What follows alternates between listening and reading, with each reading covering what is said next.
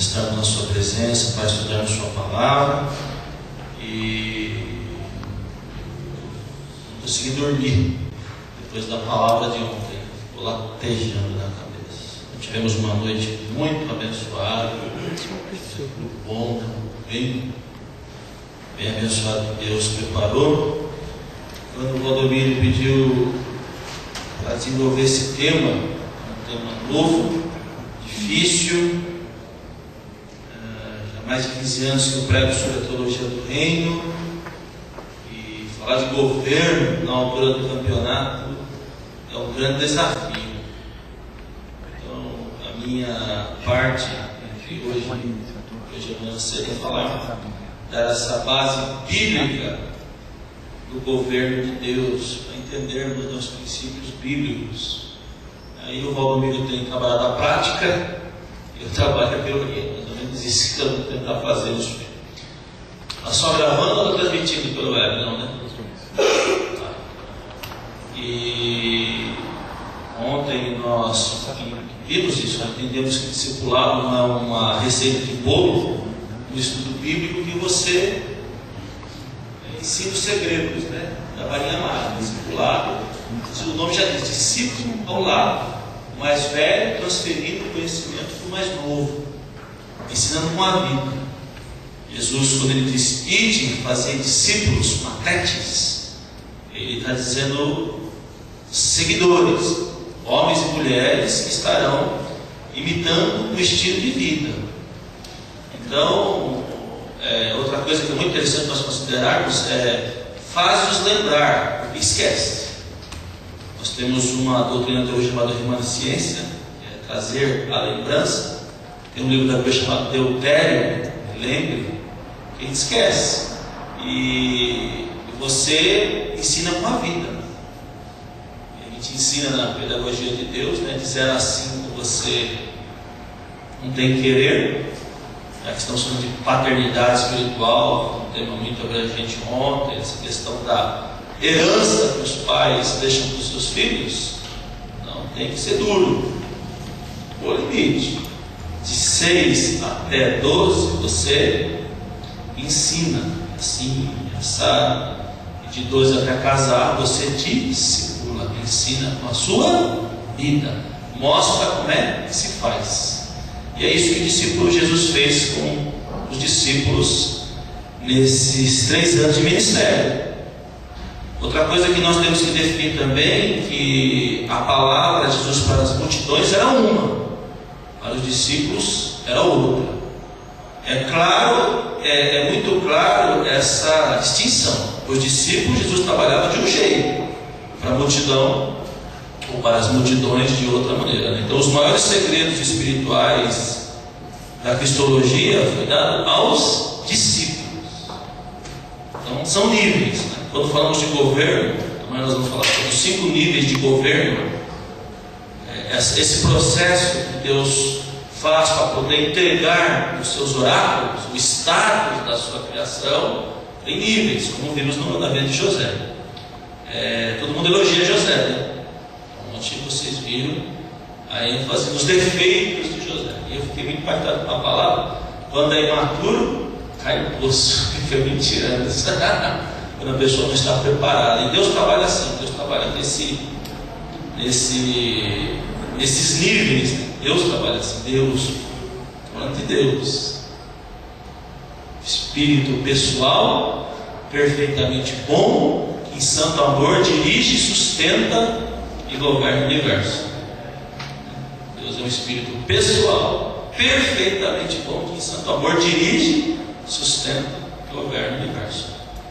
Então Deus governa o homem através de leis morais, de regras, de condutas, de princípios. Então, amados, nós vamos tentar aqui conversar. E o tema, eu estou assim, como que sonho, né? Porque tudo que é novo dá medo. Você, na altura do campeonato, mas assim, filosoficamente, sociologicamente, onde a questão do domínio, do governo, o eixo do mal impera, é o poder, que é o dinheiro, e que a sexualidade fora do padrão de Deus domina, e os homens têm a tendência, através de sofismas e conhecimentos que valorizam a verdade, distorcer os princípios de Deus. Nós vamos falar de governo. Eu falei para o Valdomiro, né, a Basileia, você é maluco. Aí ele me deu, olha, você domina muito forte essa questão da teologia do reino, né?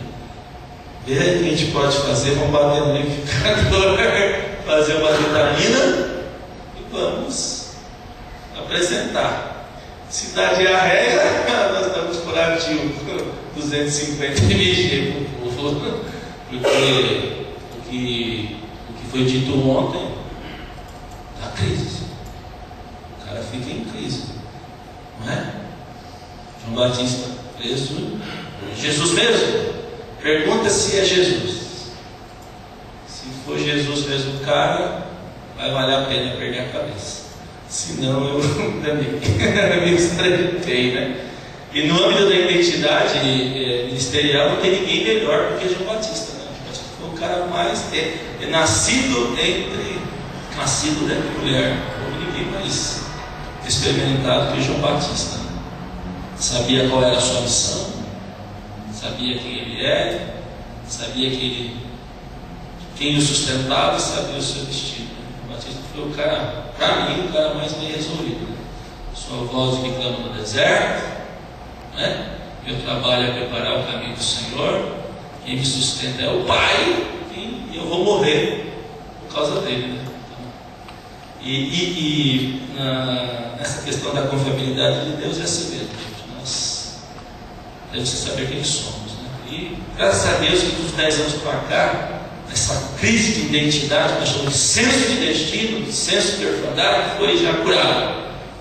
Porque a gente era aquela briga, somos servos ou somos filhos? Lembra? Grande servo. Você é grande, você é servo, não é grande.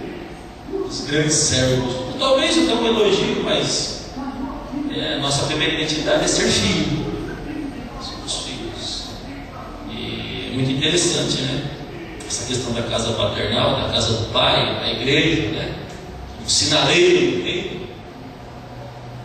Essa questão de entendermos a nossa paternidade e filiação é outro desafio, né? Porque o Brasil é um país que não tem pai, né?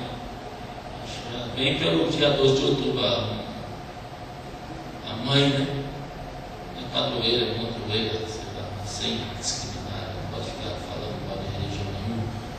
Acho que pelos frutos. E o nível de governo é o nível 3, né? Que é o nível da religiosidade. E às vezes chegamos no nível 3 do governo e o nível dessa questão de entendermos a religiosidade. Como eu disse, é um tema muito abrangente, eu estou simplesmente falando, eu falei de mais de 10 princípios aqui, que é muito, muito profundo. Então vamos tentar sistematizar, falar numa linguagem que a gente possa entender, compreender e aplicar os princípios na nossa vida. Amém? Nas nossas vidas. Eu quero usar como base hoje nessa fala Marcos capítulo. Como estamos conferindo, conferir é ver. Estamos conferindo essa visão, se estamos preparados ou não para governar. Essa é a nossa visão. Tá? Política. Polis, administrando a cidade, tem a ver com o governo. República, né? Repartir o público, repartir o que é igual, né? E outros fundamentos. Marcos capítulo 10, 35 diante, nós vemos Jesus tratando com os discípulos, né? Novo convertido é um nível, discípulo, outro nível, e apóstolo ou enviado, líder, é outro nível. Falar para novo convertido é uma coisa, falar para discípulo é outra coisa, falar para líder, aquele que já está pronto para receber uma missão, é outra coisa. E aqui Jesus falava com os discípulos. Marcos 10, 35 diz assim: então se aproximaram dele Tiago e João, filhos de Zebedeu, ok? Dizendo-lhes: mestre, queremos que nos conceda o que vamos te pedir. E ele lhes perguntou: o que quereis que nos faça? responderam: permite-nos que na tua glória nos assentemos, um à tua direita e o outro à tua esquerda.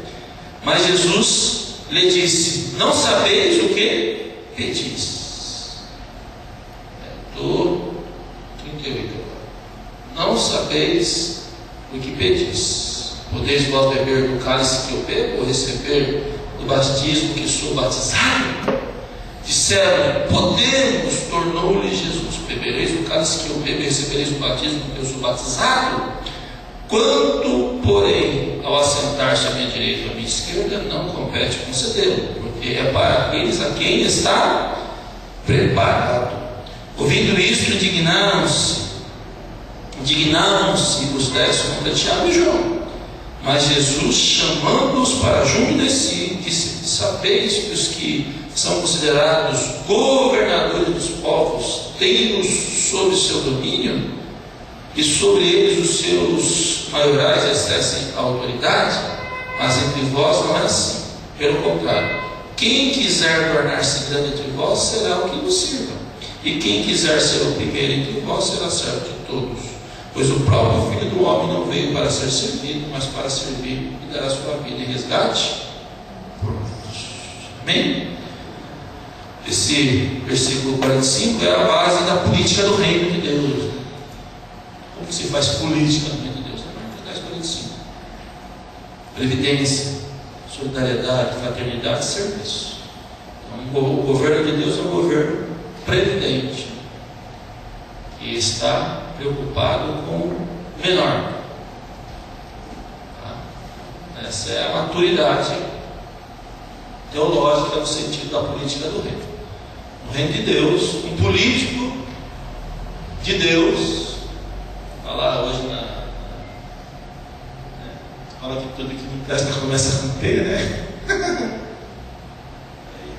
Pastor também? Também. Né? Palmeirense? Já tem 3 aí na frente. Estou brincando. E outras pedreiro, doutor, padeiro. Estou brincando. Estava chamando de tudo que não presta começa com P, né? Porque ele queria falar mal da política. Mas a Bíblia é tão tremenda que até a política se ensina na Bíblia, né? A política do reino é o serviço, é a previdência, é estar preocupado com o menor. É interessante, né, esse sistema de governo de Jesus. Qual foi a primeira do exercício ministerial de Jesus? O que ele fez? Homens para andar com ele. Jesus escolheu, vamos ver no começo do livro de Marcos, essa frase, ele escolheu alguns para estar perto, junto. Então Jesus, ao iniciar o seu ministério, ele lembra um princípio de Deus. Ele lembra um princípio de Deus, que ninguém faz a obra de Deus sozinho, né? Onde nós vimos aí a família perfeita com base na Trindade. Família perfeita com base na Trindade, porque nem Deus trabalha sozinho, nem Deus. Deus é uma equipe. E Jesus escolhe 12 homens para andar com Ele, estar com Ele, viver com Ele. Princípio da família. Por isso que, para Deus confiar em nós, entregar o governo, a autoridade, a primeira condição, também como vimos, aquele que não governa bem a sua casa, como vai governar a obra do Senhor?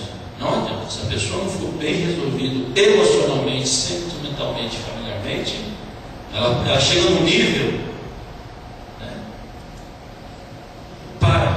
Deus não pode confiar, como a família de Davi, a família de Eli, a própria família de Jacó, como foi visto ontem. Chega um momento que Deus tem que tratar, Deus tem que modelar, polir. Então a primeira condição para Deus confiar em nós é a questão de estarmos bem resolvidos emocionalmente ou familiarmente, não tangente ao sentimento. Se é casado, saber bem as qualidades e defeitos e virtudes do esposo, da esposa. Se é solteiro, um solteiro muito bem resolvido. Então, quando nós atingimos essa maturidade de entendermos o nível espiritual que temos, por isso que Jesus escolheu homens para andar com Ele. conhece bem os defeitos e as qualidades é quem está perto. Por isso que ame a Deus e ame o próximo. O próximo vai ser quem está ao seu lado, sua esposa, seus filhos, seu líder. Ok, gente? Então Jesus escolheu homens para andar com ele durante 3 anos. Então a gente fica pensando, né? O pequeno grupo hoje, se fala tanto de célula, de grupo familiar. A gente tem o costume de pegar paradigma que deu certo, modelo que deu certo e aplicar sem nenhum tipo de realidade, né? Sem considerar a nossa realidade. Às vezes o que serviu lá para o irmão lá não serve para nós. O que está falando lá não é para nós. Não podemos importar. Às vezes é aquele momento, aquela opção. Por isso que cada igreja é uma família. A igreja é um conjunto de famílias. A gente fica pensando, né? Não é. A gente vê 2 movimentos, 1.000, 2.000, 3.000, como que vai cuidar? Como que vai falar? Como que vai formar a paternidade? O próprio Cristo, Paulo, nós vemos que isso é um princípio de Deus no governo. Né? Deus pega Adão, a questão do domínio, da basileia, do estabelecimento do governo de Deus, começa onde? Começa em Gênesis, quando Deus diz para Adão, você pode comer de tudo, mas esse não. A ideia do limite é traçar, a ideia do governo é traçar limites. Eu posso até aqui. Deus faz isso, vai limitando. E a maneira que você vai amadurecendo, Ele vai liberando. Isso é assim, muito fácil de Deus na Bíblia. Promessa é processo. Ele promete e começa o processo. Então, você olha, quando ontem, né, que eu não fico, puxa vida, às vezes eu peço para alguém orar por mim, né? Acho que foi o Arthur, né? O Arthur estava conversando comigo. A gente quer que Deus responda amanhã. Demorou 20 anos para Deus começar a agir na vida de José. Aí começa, Deus fala para Adão, Adão, não pode fazer isso. Adão vai e faz. Aí depois de Adão vem quem? Deus. Essa ideia normalmente do governo de Deus volta com quem? Depois de Adão, quem foi o patriarca? Mesma coisa com Noé. Novamente a iniquidade do homem, ela estava corrompida. Deus, novamente o governo de Deus foi estabelecido através da família de Noé. Você vê? Saiu da família de Adão, foi para a família de Noé. Depois a graça repousou na família de quem? De Abraão. Demorou quanto tempo para Deus cumprir a promessa que foi feita a Abraão, historicamente? Eu tenho que trabalhar com um teólogo aqui, né? Ele escreveu 5 livros acrescentados. Né? E se eu errar, a gente erra também, né, gente? Demorou quanto tempo aproximadamente? Cerca de 750 anos para que conquistasse a terra da Canaã. É uma promessa. Depois dessa graça saiu de Abraão, foi para onde? Que família aqui? Família de Abraão, Isaac, Jacó. Aí Jacó, José é o nosso personagem principal, para essa entendência do governo. Família de José. Depois vem através da família de quem? Depois qual outro personagem que aparece? Moisés. Moisés foi o legislador. Aí aparece na história homens que sistematizaram o governo. Moisés foi um desses caras. Aí nós vamos, aí a gente transforma isso em ética, modos viventes, de maneira que se vive. Quer dizer, a ética de Deus, depois do pecado, as consequências, depois aparece novamente isso sendo sistematizado através de Moisés. Moisés sistematiza, o legislador, o Pentateuco, as leis, né? Aí depois homens cumprem, né? E tem homens que são teólogos, tem outros que são propagadores de teologia, e tem outros que inventam teologia. A teologia foi criada na Europa, preparada na América e consumida no Brasil, né? Nós somos consumidores de estudos dos estudos. Gente, mas qual é o princípio aqui? Que o status do governo de Deus, do domínio de Deus, dos princípios de Deus, repousou na mão de famílias. Foi assim, foi passando a herança na mão de famílias. Por isso que Hoje, essa pessoa, né, a gente conhece tanta pastora, tanto pastor, né? Esse ano foram 6 países, mais de 40 igrejas visitadas. Rodovia do Rio, trabalhamos muito. E a gente vê gente tão boa, a gente fica perguntando, talento, mas chega uma hora que trava, o negócio bloqueia. Aí a gente vai mapear, vai conversar, questão sentimental mal resolvida. Eu venho crescendo na igreja, né, e a gente tem aquela ideia de crescer dentro da igreja, ter os casamentos arrumados. Vai casar com a filha do presbítero, não é assim? A gente já vai predestinando a vida sentimental e emocional dos nossos filhos. E hoje a gente, tantos pastores frustrados familiarmente por causa disso.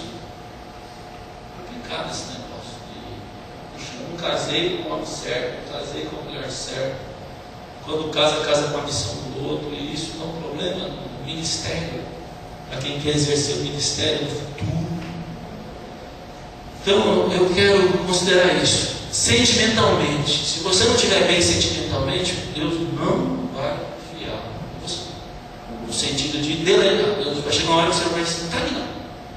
E a pessoa sofre por isso, porque o espírito fica nem sonhando, mas a alma, o sentimento não acompanha o que nós chamamos de meirismo, o equilíbrio entre 1 Tessalonicenses 5:23, corpo, alma e espírito irrepreensível. Amarás a Deus de todo o teu intelecto, raciocínio, inteligência, instrução, intelectualidade. Toda a tua inteligência cativa a Deus, renovais o vosso entendimento, metanoia, mente, sede do Espírito à mente, consciência de Deus em nós. Você vai amar o Senhor de toda a tua racionalidade, intelectualidade. Eu vou condicionar todos os meus valores, princípios para Deus. Mente. Por isso que primeiro começa aqui, capacete da salvação. Sofismas, né? Pensamentos errados. Amarás a Deus, né? Amar e servir. Tem uma série. Então eu vou condicionar minha mente para fazer tudo de bom para Deus. Aí vem para a segunda parte, alma. A sede da alma é o coração. Não é? Que ansiedade, o que mais? Depressão, o que mais? Emocionalidade, minha alma, meu sentimento. Davi foi doutor nisso, esterilizar o que está sentindo através do poema, da música, minha alma, meu sentimento.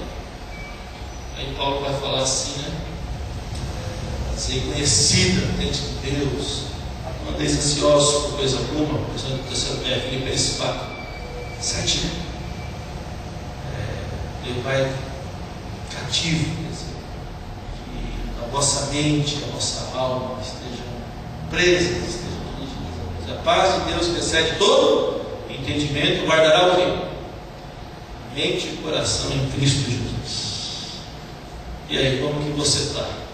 Essa questão da visão familiar. Por isso que a casa do pai, ou a casa paternal, esse status foi delegado para famílias. E você vê isso, você vê isso. Tem que pensar nisso, refletir nisso. Mesmo que a gente não tenha feito o casamento dos sonhos, que casamento é decisão. Eu decidi amar essa mulher, eu decidi amar esse homem, eu decidi, apesar dos seus defeitos e qualidades. É difícil, né? Até brinco, sabe quando eu vou ser aquele marido de Efésios 5:23? Da vida, Cristo deu, comprar a igreja, amou, preparou, seu manjo, marido que, como Jesus, que exemplo de marido Jesus e Davi, sabe onde a gente vai ser homens aqui? Possível. Agora, para as mulheres é mais difícil ainda, submissa, como a igreja é com Jesus, pronta para servir, sabe? Nunca. Possível, é uma utopia inatingível. Só é possível se for cheio do Espírito. Assim. É o Espírito que vai convencer aqui na minha mente. Seja assim. Se não, Aí vem aquela coisa, né? A Bíblia diz que um homem cheio do Espírito, o primeiro fruto é o amor, a caridade, caricidade, prática do amor, prática da graça. Caris, graça, dade, muita graça, carismático, né? O carisma, a graça, caridade, aquele que dá a graça. Então, se eu estou cheio do Espírito, o primeiro fruto qual é? Falar língua, mostrar demônio, ter visões, manifestações que ele não, isso é outra coisa. É o amor. A gente vê tanta gente pregando, fazendo, mas entra no âmbito da família. E, gente, família não se negocia diante de Deus. Amém, irmãos? Amém? Isso é claro. Para termos o governo de Deus, precisamos estarmos bem resolvidos emocionalmente. Se solteiro, o que é um solteiro bem resolvido? Ele não anda abrasando. Paulo diz, né? Era casado que abrasar. Abrasar é ficar colocando na mente, não é na parte sexual, íntima, né? Porque dois jovens saudáveis juntos, se não acontecer alguma coisa, doente. Colocar dois jovens juntos saudáveis, cheios de hormônio, qual é o segredo? Esquentou, corre, pode, fica perto de alguém, né? E dois jovens bonitos sozinhos juntos. Vai pegar fogo as duas cabeças, né? Quando durante isso bem. Então, gente, depois você corta. Amém, amados? Isso é forte. Então, nós vemos hoje pessoas que têm uma pegada, que têm uma boa teologia, que têm. A Bíblia diz para a gente fazer discípulo. Eu sei que a gente fica procurando discípulo. Eu fico só olhando ele, nessa moça, nesse moço. Puxa, esse. Eu quero adotar, né? Às vezes não é filho, mas a gente quer adotar. Puxa, queria ter um filho assim, né? A gente vê a vida. Por quê? Mas, na hora do emocional, eu creio que tudo isso é Satanás trabalhando dos 20 anos para cá. Satanás semeou algumas questões da valorização da emocionalidade, que hoje, quando a gente chama um pouco a razão, foi o que o Valdomiro disse ontem aqui na outra parte. Olha, gente, a igreja hoje tem que falar. Pai tem que corrigir filho.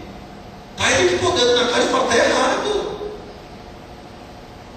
Não é isso? Então, falando de casa paternal, pegando o exemplo de Deus como pai. E Deus como pai é justo. E às vezes temos que falar mesmo, esse relacionamento, essas coisas aí. Então isso é muito profundo, gente, mas o princípio é esse.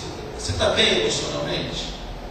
E às vezes a pessoa, quando ela é muito racional, ela é árida, ela é rígida. Quando a pessoa é muito emotiva, ela toma decisões sem pensar. E vai refletir na força. Amarás a Deus sobre de toda a tua inteligência, de toda a tua alma, emoção e toda a tua força. Força é a disposição, é o vigor, é transformar o que estamos pensando e sentindo em realidade. Amarás a Deus de toda a tua força. Você não deprimido, angustiado, mal resolvido sentimentalmente, com certeza isso vai refletir no seu ministério, porque você vai reproduzir. É o ciclo da ferida, você vai reproduzir conforme as suas espécies. E sem não esquecendo de falar que nós herdamos dos nossos pais 3 coisas básicas. O que herdamos dos pais? Personalidade, herdamos temperamentos e herdamos herança física e material. Nós temos a tendência de repetirmos, né, a história dos nossos pais, a nossa inconsciência. Por isso que sem história, educabilidade, educação e paternidade não tem crescimento. Quais são os fundamentos do crescimento? História bem resolvida, saber a minha história, saber a minha origem, saber a história espiritual da minha família, de onde que eu venho, quais são os princípios espirituais que norteiam até a minha 4ª geração. Precisa saber isso, fazer esse mapeamento, de saber que Deus é Deus que visita a maldade dos pais e dos filhos até a 4ª geração. Não é? Sem polemizar a questão de demônio geracional, de quebra de maldição, mas estou falando do campo científico, psicologicamente, sociologicamente, nós temos 90% de repetir para os nossos pais. E o demônio, Satanás, sabe disso, e ele usa essa verdade para poder oprimir as pessoas. Ok, gente? Então tem que saber a história, sua história. Se você quer ser um líder, quer que Deus. Como a história, por isso que o status da criação passou na mão de famílias. O status da criação passou na mão de famílias, até chegar na minha família, na sua família. O que acontece? O status da criação, do governo de Deus, é dominar, dar nome, não é? Mandar. Aquele status que nós chamamos de senso de destino, que é o Salmo 128, sabe qual é o destino de Deus para o homem? Qual que é o senso de destino sempre para Deus? Salmo 128. Salmo 128 tem lá os 4 princípios do plano de Deus para o homem e para a mulher. Isso Deus confiou na mão de famílias, até chegar na qual família? Pode ver. Toda a graça repousou na mão de famílias. Famílias de Adão, Noé. Eu tenho que saber a história. Depois Abraão, né? Isaac, Jacó, José, Moisés, Samuel, né? Eli, Samuel, vai vendo. Davi, Jessé, Davi, Salomão, aí depois virou 12 tribos, 12 famílias ou 12 casas, até chegar na família dos profetas. Você pode ver, chegou na família de Jesus. Na família de Jesus, Pedro, Tiago e João, né? Nessa homens para andar com ele, tinha 3, né? Eu brinco que toda tampa tem, toda panela tem a tampa, é a tampa de Jesus, certo? Pedro, Tiago e João. E justo esses caras foram fazer uma pergunta aqui, porque, gente, é tudo por isso que é história, tem que saber a sua história. Para o judeu, essa questão do poder, do governo, da autoridade é importante, porque eles são predestinados a mandar. O judeu é predestinado a dominar. Tem um decreto, uma predestinação incondicional, que dá ao judeu a autoridade da prosperidade. Então, para eles, subjetivamente na cabeça deles, isso era fato. Nós temos que mandar, temos que ser cabeça, temos que estar por cima, né? Então, se você sabe que a história da sua família é uma história de pobreza, de casamentos mal resolvidos, a tua tendência é ser essa. E o diabo usa isso para vampirar, né? Que demônio vampiro, para poder aquela liberdade. E quando você aceita Jesus, né, sem âmbito de teologia, mas a ideia é saber a história. Qual é a sua história? Tem que saber as suas fraquezas, né? Depois, a educação. Quem te ensinou? Quem que foi que ensinou para você ler a Bíblia? Quem ensinou para você que a Bíblia se resume toda em João 3,16? Quem te discipulou, te deu os primeiros passos? Quem te educou? Depois, quem é a tua referência? Teu pai espiritual, aquele que você olha, como eu te ontem, né? Segredo espiritual tem que ser revelado para o pai, não para os irmãos. Quando você revela segredo espiritual para os irmãos, fica inveja. Muito legal isso. Segredo espiritual, visão, sonho, tem que falar para maduro, para pai espiritual. Você conta para alguém que está no seu igual, menor que você cria inveja. Você é o de José.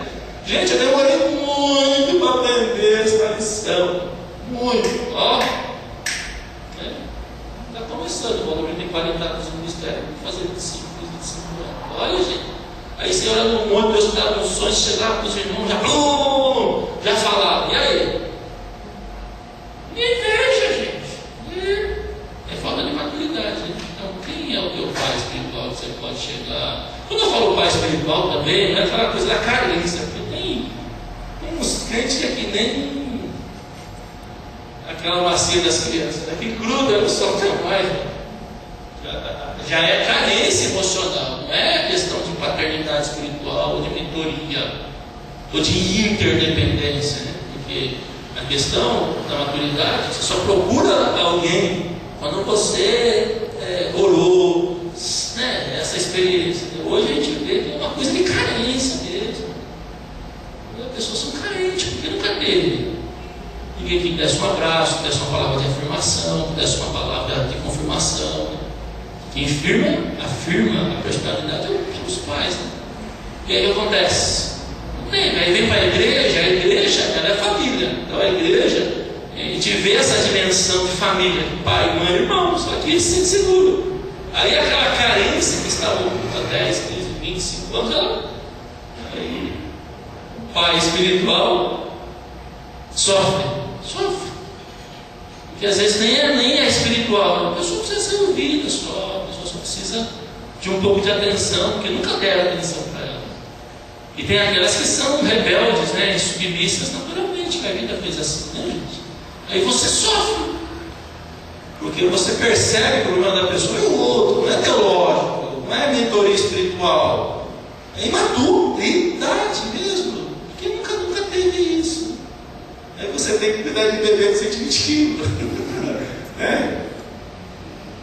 De filhinho de 50 anos, Então, a questão dessa saúde, da paternidade, né? Mas isso eu vou deixar para o Valdomiro, que ele é mais velho, à noite ele fala, amanhã também.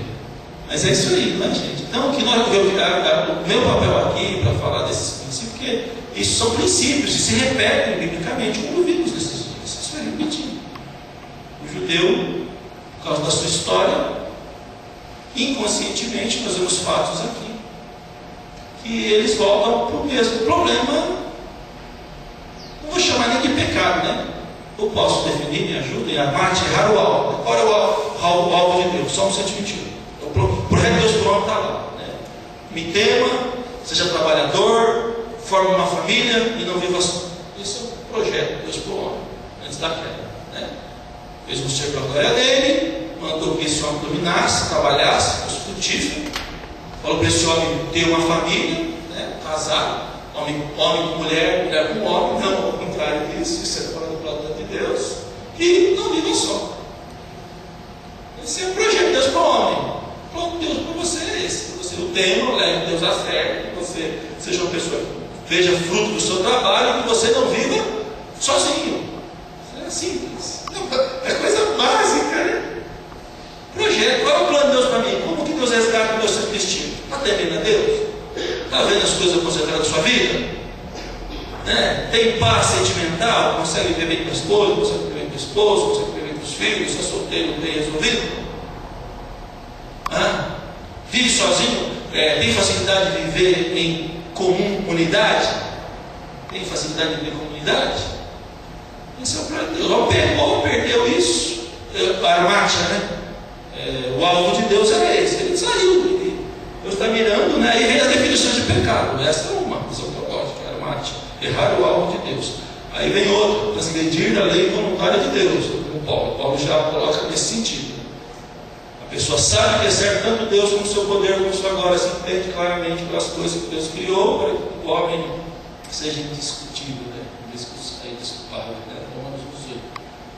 Quer dizer, Paulo diz que o homem transgride sabendo que o plano de Deus é esse. Ok? Esse é o alvo. E às vezes o homem está fora desse alvo. Agora, nem falando de pecado, essas questões até são hoje você vê o governo, porque você não vai dar uma Ferrari para alguém que não pode pagar o IPVA. É uma coisa de Deus não vai dar algo para uma pessoa que ela não vai conseguir administrar. Não está pronta. Não sabe de certo modo e o tempo. Então nem a questão de pecado, é questão mesmo de maturidade. Fiquei muito feliz ontem com essa fala do Valdomiro. Não é pecado. A pessoa está sofrendo porque Deus está. Por causa da imaturidade. Ela não tem maturidade. Deus tem que trabalhar isso. Tem que forjar o caráter dessa pessoa. Para que Deus confie nela. Porque tem uma predestinação. Através da mulher vai nascer um que vai pisar a serpente. É um decreto. Então Deus falou que através de uma linha que tem o DNA dele, né, que nós gostamos muito de falar, né? Essa predestinação, essa presciência de Deus, se ela é condicional e não para a teologia, mas que existe uma linha hereditária, predestinativa de Deus, existe. Deus pegou tudo o que ele fez, transmitiu ao homem, que é uma sua criação, e essa glória vem se desenvolvendo. E a gente percebe que isso não é mais visível por causa do caráter, da índole, da intenção. Aí Deus tem que forjar o caráter. Através do quê? De tribulações, de lutas, de dificuldades, de treinamento. Jesus escolheu 12 homens para andar com ele, para estar com ele. Peraí, não estou fazendo apologia aqui ao sofrimento. Eu venho de uma igreja que faz apologia ao sofrimento, né? O missionário tem que ser o cara mais moribundo do mundo, que sofrer. Não é isso não. Eu não Pode ter algumas músicas, né? Vitória, vai chorando, gente, chora.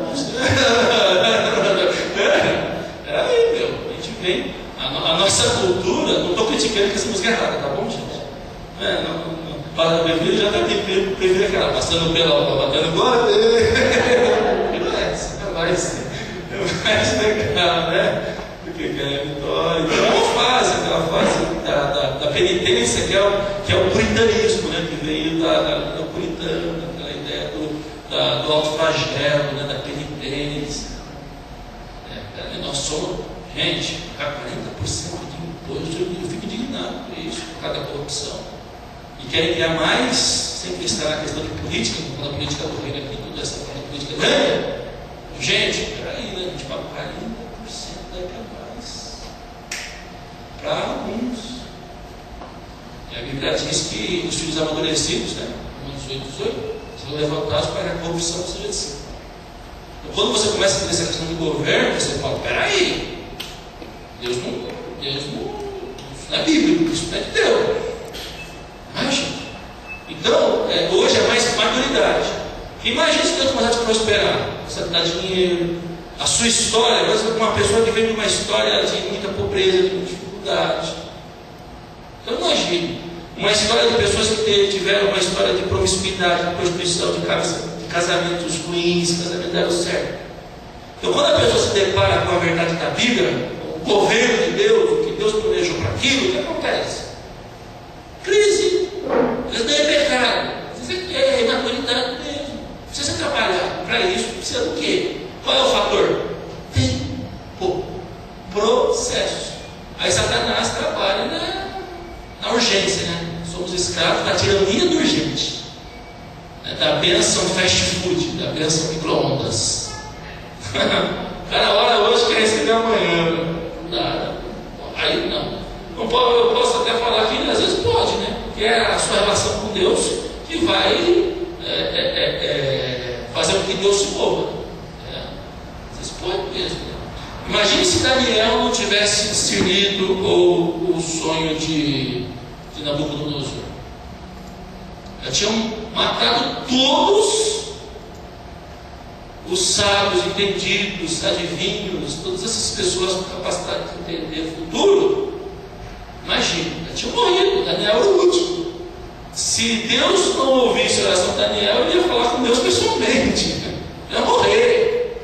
Às vezes alguma oração tem que ser assim: Deus, o Senhor vai realizar uma oração, eu vou pedir pessoalmente para você. Não é? Mas assim, eu já orei assim: meu Deus, se o Senhor me fazer, eu estou perdido. Eu vou pedir pessoalmente. E interessante que a visão é isso. Imagina você ter uma visão e falar por ele: essa visão é que o reino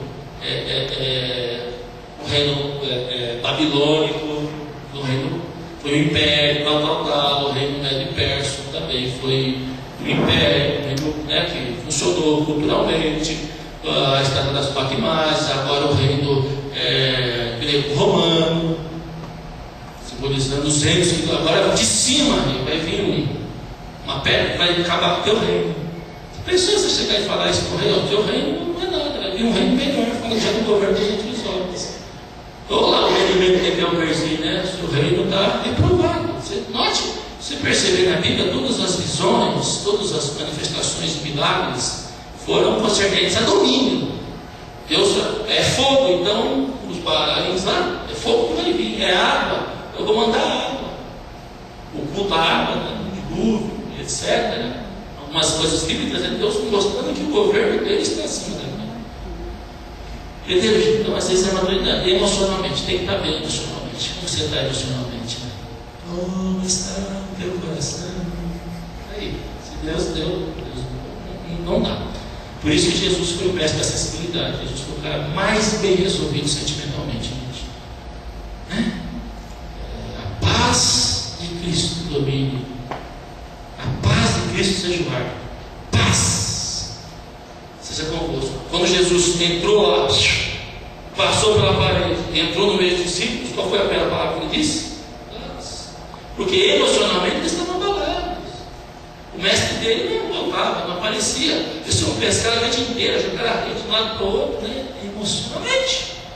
Aí Cristo diz, é interessante que Cristo estava corpo glorificado, corpo corruptível, ele aparece lá e diz o quê? Paz. Quer dizer, estou no controle. Paz é isso. Teologicamente, a definição prática de paz é Salmo 46, quem sabe? E o Salmo 46.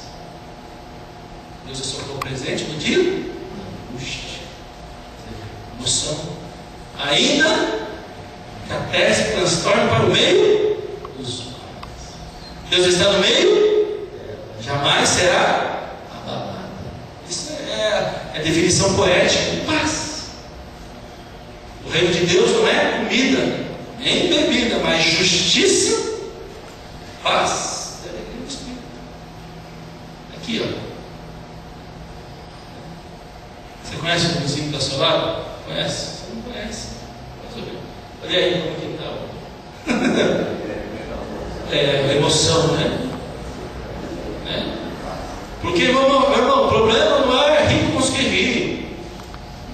O problema não é chorar com os que choram, é rir com os que riem. Porque as crises previsíveis e imprevisíveis. O contexto que eu li, eu gosto de analisar, eu tenho analisado esses dias o contexto emocional dos discípulos. Marcos é o evangelho da ação remidora de Jesus. O evangelho de Marcos é o evangelho mais positivo da Bíblia, que vai mostrar esse Jesus certo, trabalhador. Então, Jesus aqui, milagre para todo lado, coisas acontecendo para todo lado. Lógico que o João, o Tiago, que eram íntimos, que eram os mais perto, sendo para Jesus. Jesus, e aí? Vou pedir uma coisa para você. Pô, você está vendo seu pai trocar de carro, seu pai chegar em casa com, puxa vida, né? Puxa, pai, eu vou te comprar hoje ao carro da quarta-feira, compra um pinto, né? Para mim, tá vendo? Puxa, o pai trouxe presente para a mãe, o pai trouxe, puxa, compra um texto menor para mim, vamos passear, vamos no cinema, o pai está podendo. Quando eu vi que meu pai recebia o mais, eu ficava olhando para ele desse autônomo, quando ele pegava um serviço grande, né? Puxa, às vezes eu vi chegando lá com as papoteiras, olha, eu gostava, pai. Beleza? É natural, isso é natural, gente. Não tem pecado, isso é natural. São coisas naturais. Entendeu? Então, é uma coisa, quando você está sentindo muita força de Deus, a alegria do Senhor é a nossa força, né? Então, você está sentindo autoridade, Deus está alegre. Você vai. Aquele sonho lá, isso é outra coisa muito boa que é a Deus abençoa Deus dá herança para os filhos baseado nos sonhos dos filhos. Bom, e Deus é assim, isso é Deus, é coisa prática, né? Então, emocional. O clima emocional da casa é bom. Agora quando está brigando com a mãe, está bravo, o pai chega nervoso, você não vai chegar a pedir algo para o pai, né? Não é? Imagina, o pai está lavando o carro lá, aí o filho vem e joga água. Isso acontecia, você vai lavando o carro lá, passa sabão, aí o filho vem. Ou quando você passa um pretinho no pneu, ele vai e joga a água lá, tira. Oh, Deus, menininho de 6 anos. Né? Filho é assim mesmo, né, gente? Ó, é por isso que Hebreus diz: podemos entrar com confiança. Então, o clima estava bom aqui. Aí os discípulos vão pedir um negócio para Jesus. Aqui, gente, ainda é light. Lá em Atos 1 é pior ainda. Atos 1:3 é pior ainda, porque lá em Atos 3, Jesus já estava 40 dias com eles. Aqui não, Jesus estava em aula. Milagre acontecendo, coisa acontecendo, fazendo sucesso. Jesus estava na mídia. Diferente de João 14, Jesus já começa a preparar a emoção ruim, né? Tipo de emoção ruim. A fase da despedida. João 14, Jesus começa as fases das despedidas, que emocionalmente os discípulos começam a se estabilizarem. Aqui não. Aqui Jesus estava em alta, sucesso. Né? Jesus estava em evidência. Eles pedem. Só que em Atos 1:3, o que acontece? Depois de 40 dias de andar com eles, sobre o reino. Imagina, Jesus 40 dias com os discípulos, comendo, bebendo, andando, já flutuando, né? Já com o corpo, aqui o corpo dele já era corpo visível. Era o corpo nosso, as mesmas propriedades. Lá em Atos 1 não, ele já estava com o corpo incorruptível. Atos 1:3 em diante. E a Bíblia diz que os discípulos, ele ensina sobre o reino, os discípulos perguntam para ele o quê? É tempo então de você restaurar o governo de Israel. Aí Jesus fala: vocês não entenderam nada, não compete a vocês saber coisas futuras. Porque a tendência nossa é essa, né? A tendência nossa é esse sentimento de, vamos dizer assim, né? De status, de poder. Jesus está não. Vocês podem beber do cálice que eu bebo, beber e ser batizado do batismo que eu sou batizado. Quer dizer, você pode, o batismo da ideia de inaugurar, né? Fazer algo novo, pacto, mergulhar, entrar dentro. Cálice tem a ver com destino, com história. Se vocês nem podem inaugurar, falar novas palavras que eu fiz. E o destino também, né? Alguns foram recuperados, alguns foram martirizados por causa do Evangelho. Mas enquanto que estão me pedindo, um está à minha direita e está à minha esquerda, quer dizer, aqui a ideia dos discípulos era poder, era o status do poder. Espiritualmente, aí há várias linhas, nós temos também a ideia da glória, do galardão da salvação, mas a ideia daqui é poder. Jesus dá o exemplo dos governantes, que diz que o maior reino de Deus é aquele que serve. Ok, gente? Onde eu quero chegar com isso aqui? Onde eu quero falar? Eu quero falar da outro ponto, que para Deus confiar em nós, outra coisa que precisa ser muito bem trabalhada, que eu acho que é a pior. A questão sentimental até dá, né? A gente pega e faz assim, pá, pá, pá, pum! O cara dá uma acordada, né? Irmão, cuida da sua mulher, cuida do seu filho, forma um monte de aprendendo. Ainda dá. Agora, esse princípio, Satanás tem tido, vamos dizer assim, alguma vitória sobre a igreja, que é a questão de trabalhar com a questão da economia de Deus, da economia do reino, a questão financeira, a questão material. Não tem poder, gente, sem dinheiro. Não tem. Opa, sai dele de mim também. O que é isso? Celular. Essa questão de trabalhar, de ter saúde financeira, saber viver com quanto ganho, porque servir, né? Como que eu sirvo a Deus? Quais são as práticas do serviço cristão? Não é culto, não é relacionamento, não é dízimo e oferta, não é evangelização. As 4 práticas saudáveis do serviço cristão na atualidade são esses: culto, relacionamento, dízimo e oferta e evangelização. São os 4 pontos. Então, como que nós vamos trabalhar com a questão monetária? Se Deus hoje me der o que eu peço, eu estou pronto para poder administrar e governar isso? Nós temos um sinal de Deus que para que Jesus volte, Deus vai transferir a riqueza do ímpio para o justo. José, além de governar o Egito, governou a casa do faraó. Nenhum patriarca, nenhum na Bíblia foi pobre no seu sentido. Nenhum.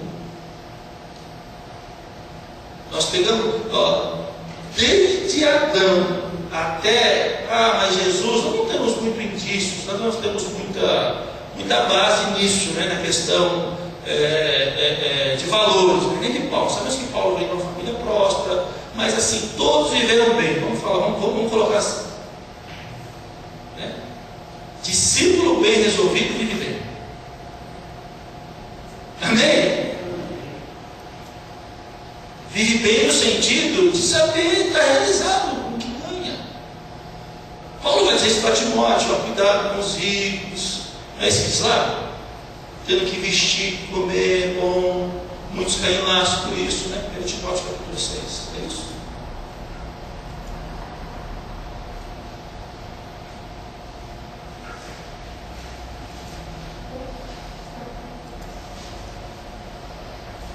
É, 6,6. 1 Timóteo 6,6. Olha, fala, a grande fonte de lucro é a piedade com o contentamento. Porque nada temos trazido para o mundo, nem coisa alguma podemos levar dele. tendo sustento com que nos vestir estejamos contentes. Ora, os que querem ficar ricos caem em tentação e cilada, e em muitas concupiscências insensatas, perniciosas, os quais afogam o homem na ruína e na perdição.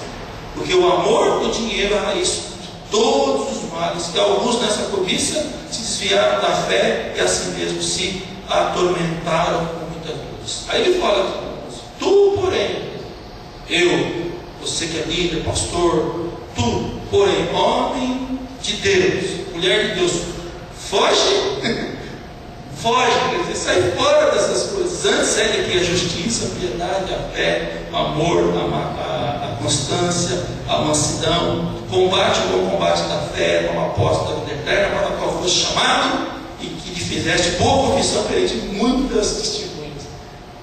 Ninguém está vivendo isso, gente. Ninguém vive isso hoje. Você pega aí, não estou fazendo nenhum tipo de teologia da prosperidade, o povo está ensinando o povo a ser rico.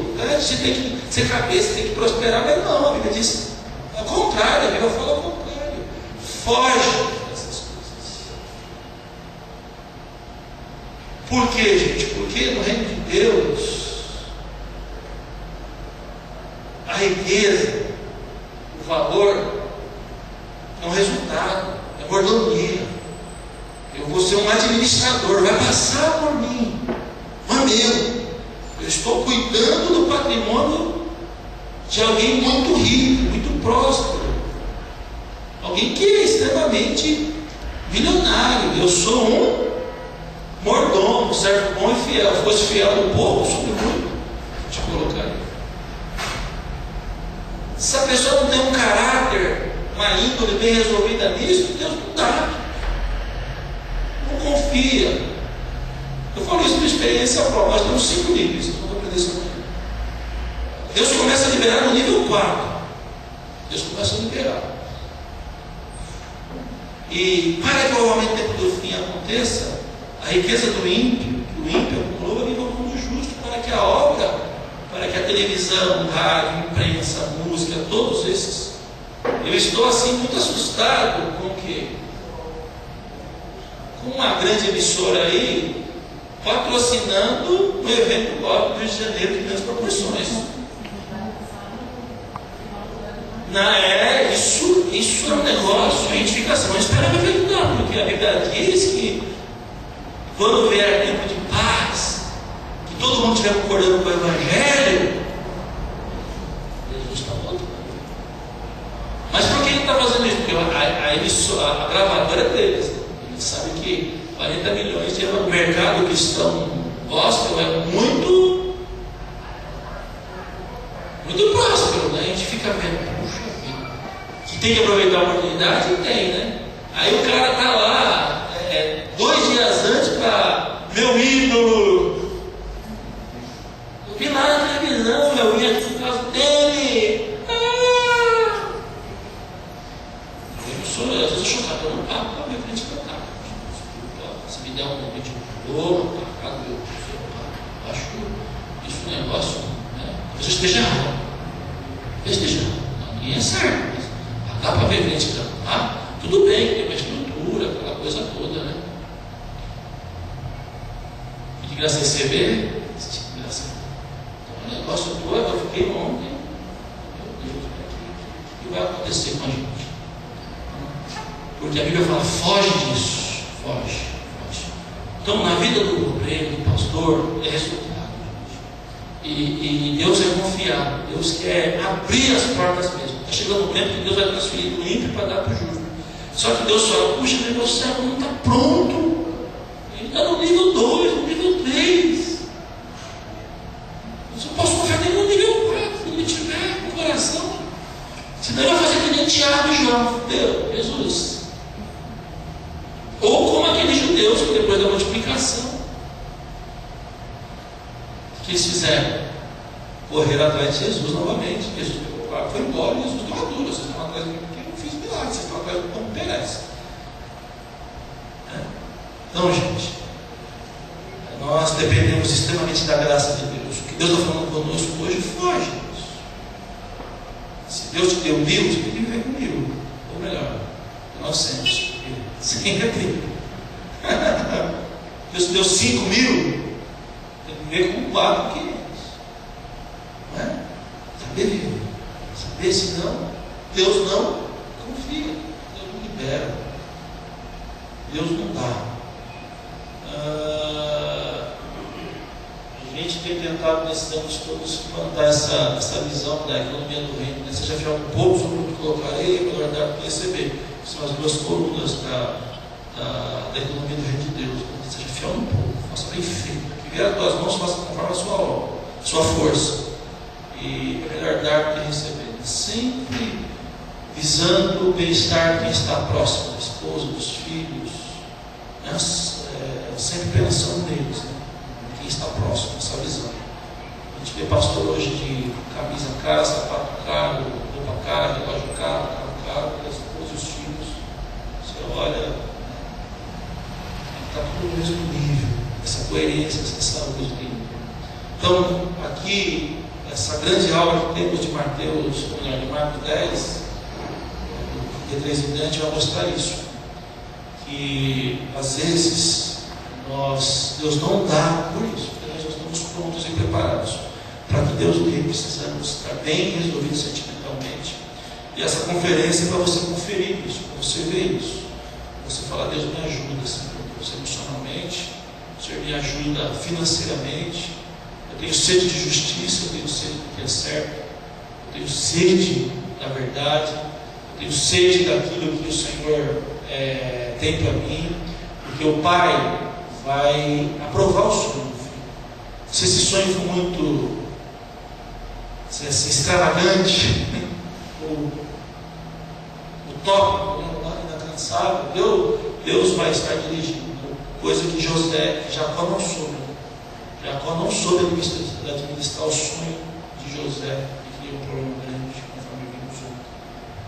José teve um sonho que era de Deus. Falou para a pessoa errada, no momento errado, trouxe resultados terríveis para a sua vida, demorou anos. Então, essa maturidade de estarmos entendendo a nossa realidade emocional e material tem que ser muito clara para que Deus confie. E é tão tremendo que quando estamos debaixo da graça de Deus, estamos cheios do Espírito, o que acontece? O próprio Espírito nos conforta. Não está na hora ainda, você não está pronto ainda, não está preparado ainda, não chegou o momento. E a pessoa consegue viver. Saber, isso é humildade. Você saber, puxa, eu posso ir até aqui. Deus me cercou, eu tenho limites. Por isso que Deus, a ética de Deus, Gênesis 1, 2, 3, a ética de Moisés, Deuteronômio, a ética de Cristo, Mateus 5, 6 e 7, a ética de Paulo, 7, 8 e 9. Os 4 compêndios éticos da Bíblia, na sua essência. E sem falar, Mateus 5, 6 e 7, como ética cristã, como manifestação do didaquê de Jesus, dos ensinos de Jesus. Ser evangélico é viver Mateus 5, 6 e 7. Quem vive aqui no Mateus 5, 6 e 7? Chamando seus discípulos, a multidão, ajuntou-se e começou a ensinar, dizendo: bem-aventurado é as leis, os princípios negociados do reino. Ele termina lá em capítulo 7, dizendo: ele que ouve as minhas palavras e as guarda, semelhante ao homem que edificou a sua casa sobre os ventos, limpo, a natureza, a casa ficou firme. Ele diz que, terminando de dizer as palavras, muito maravilhado da sua doutrina, que não falava como os escribas e os fariseus que ele vivia. Então, o governo de Deus, a política de Deus, baseada no serviço, para Deus confiar em nós no serviço, na empresa assim, né? Nosso gerente, patrão, encarregado, a gente fica tão contente quando eles confiam, ensinam um serviço novo, com Deus não muda, Deus vai estar liderando e confiando. caminhando conforme a nossa maturidade. Então, no âmbito do governo de Deus, no âmbito preparado para governar, a maturidade, o caráter são inegociáveis. E pai, na casa paternal, o pai tem que ter essa habilidade de servir. Porque às vezes o pai é tirano, é ruim, é bruto, mas o pai é amoroso, o pai das músicas, o pai espiritual. Eu falo, o pai, você também, mas Deus não, Deus é o pai perfeito. Já por isso que ele é o pai das músicas, ele na sua de variações. Esse pai, ele vai. Aí, gente, é tão profundo, né? Aí vem a fase. Que fase de relacionamento que eu estou? A fase noivo e noiva, a primeira fase, novo convertido, a fase da paixão. Aí você amadurece, você está na fase pastor e ovelha, é aquela fase que você só pede. Sabe? Aí o cara passou da fase e começa a pedir, eu quero, Deus me dá, Deus me dá, Deus me dá, Deus me dá. Aí ele amadurece um pouquinho, entra na fase discípulo e mestre. Ele começa a aprender, né? Deus, meu Senhor, aprender que Deus gosta, que Deus não gosta. Como um pai, um filho, um bom relacionamento. Aí ele cresce, aí ele entra na fase madura, que é a fase da paternidade de Deus, né? Do pai com o filho. Como é que fase você está na sua caminhada com Deus? Na primeira fase, paixão, noivo. A fase. Alguns colocam a fase paixão e noiva, tem alguns que ensinam são 5 fases. Mas paixão e noiva, casamento, tem muita diferença. A fase pastor e ovelha, preciso, cuida, está se perdendo, pastor, aquela fase. Depois sobe a fase que você começa a aprender. A fase discípulo e discipulador, mestre e aluno, aprendendo, amadurecendo. Aí você leva a fase saudável, que é a fase pai e filho. Então, Senhor nosso Deus, um homem que tem intimidade com Deus, vai prestar atenção na oração dele, da oração dela. Como você vai chegar no seu pai, né? Hoje é bom barato. Se liga, velho. Escova a grana aí. Para o filho, o pai. O pai está vendo que acabou o dinheiro do filho. Ele tem. Deixa 10 anos lá em cima. Você vai pedir.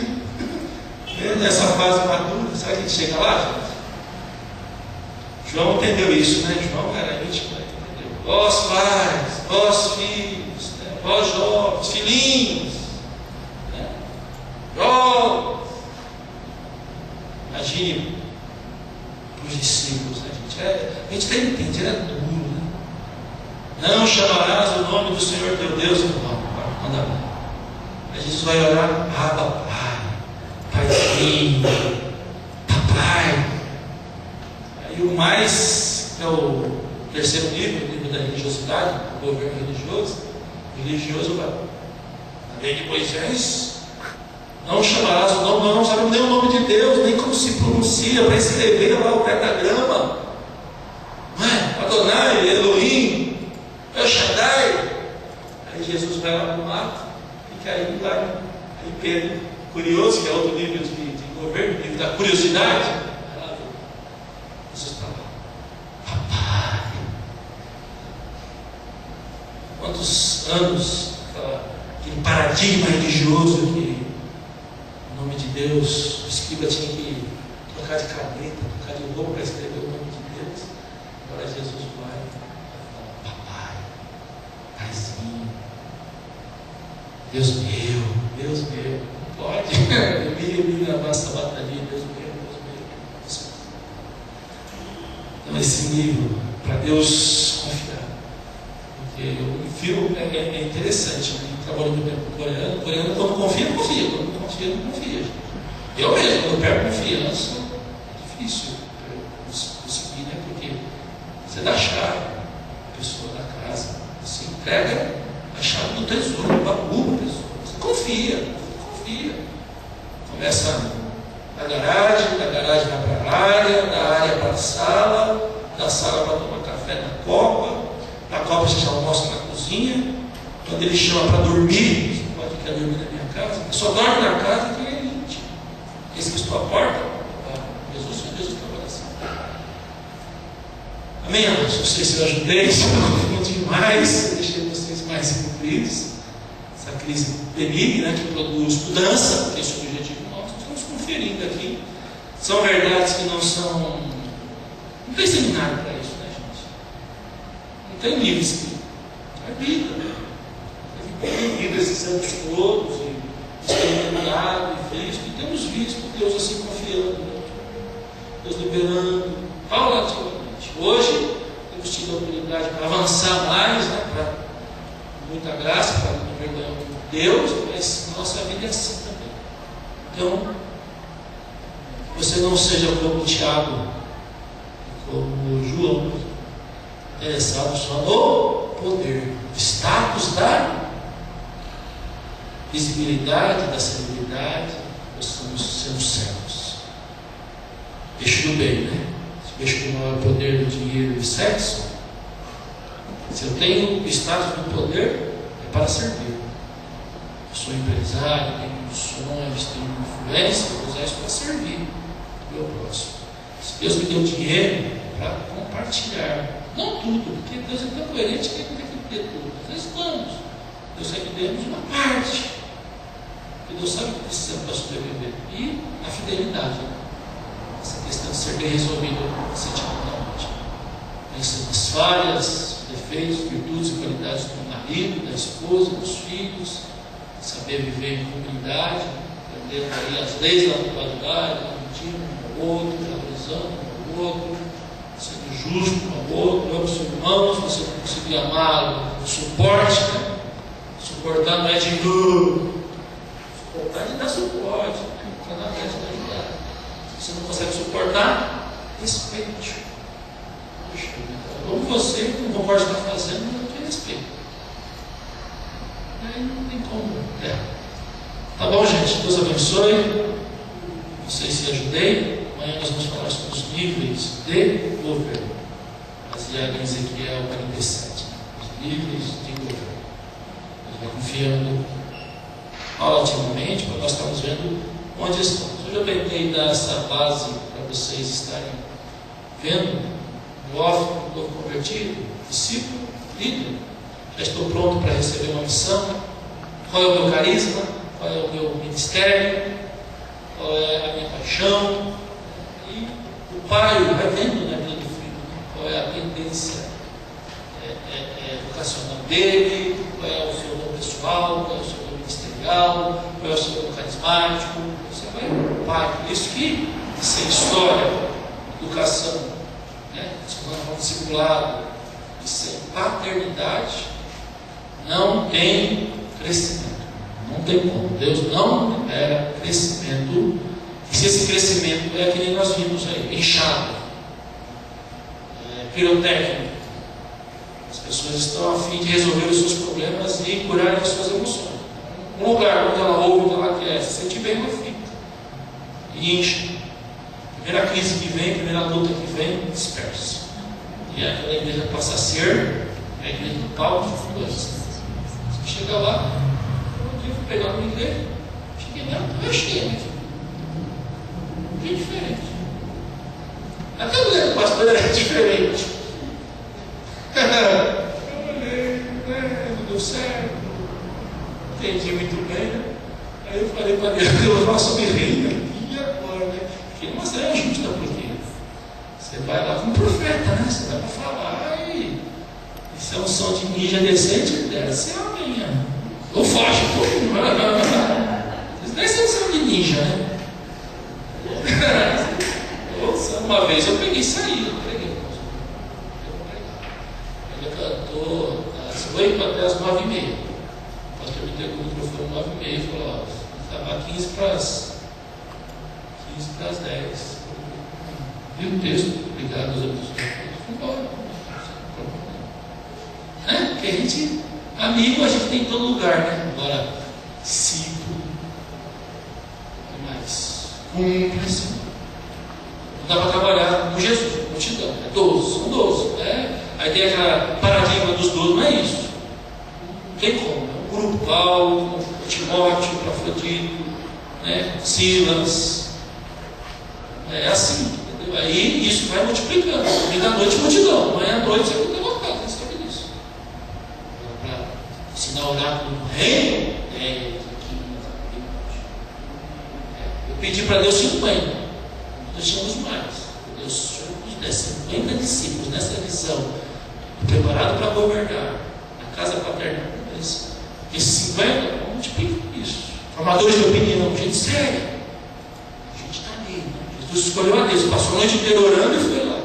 Deus, ele passou a noite inteira orando e escolheu 12 anos para andar com ele, para estar com ele, para desenvolver isso com ele. Essa foi a estratégia de Jesus.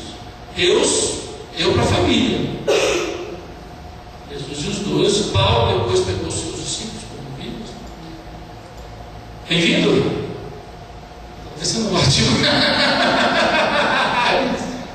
é para mim, não. Você é para mim, beleza. Entendeu? É para mim falando, né? Em nome de Jesus. Tá bom? Nós estamos poupando aí, né? Ontem eu falei isso. Nossa ideia.